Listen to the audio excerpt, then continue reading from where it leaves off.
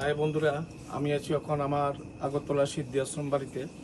তো আজকে এখন ভিডিও করুম একটা। আর আপনারা তো সব সময় দেখেন যে আমি কাঁচা মাছ, মাংস, ব্যাং, আরশোলা এবং 90% বন জঙ্গল, ইট, বালু, সিমেন্ট, পেট্রোল, ডিজেল, কেরোসিন সবই খাই।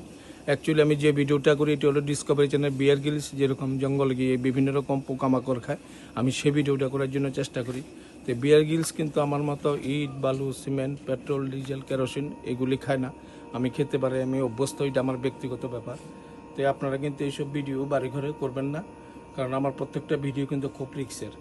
আর কারো যদি মনে অবিশ্বাস হয়, অবশ্যই আমার বাড়ি আগরতলা সিদ্ধি আশ্রম, আমার বাড়িতে আইবেন বা আপনাদের লোকেশন দিবেন, সেই লোকেশনে গিয়ে আমি আপনাদের ভিডিও করে দেখাবো। তো এখানে আজকে খাম হয়েছে প্যাকমাটি। প্যাকের মধ্যে পাড়া দিলে মানুষের সমস্যা হইয়া জায়গা, জুতা ছাড়া হাট হই না। আর আমি খাইয়া দেখাই দেবো, অবাস্তবকে বাস্তব করে চ্যালেঞ্জ করে দেখাই দেবো যে ভারতবর্ষে কেউ এরকম আছে না, মাটি খাইয়া দেখাই দেবো।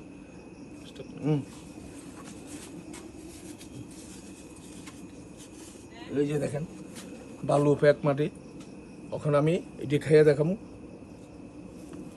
আপনারা কিন্তু এইসব ভিডিও কেউ বাড়ি ঘরে ট্রাই করবেন না, বারবার আপনাদের কাছে অনুরোধ।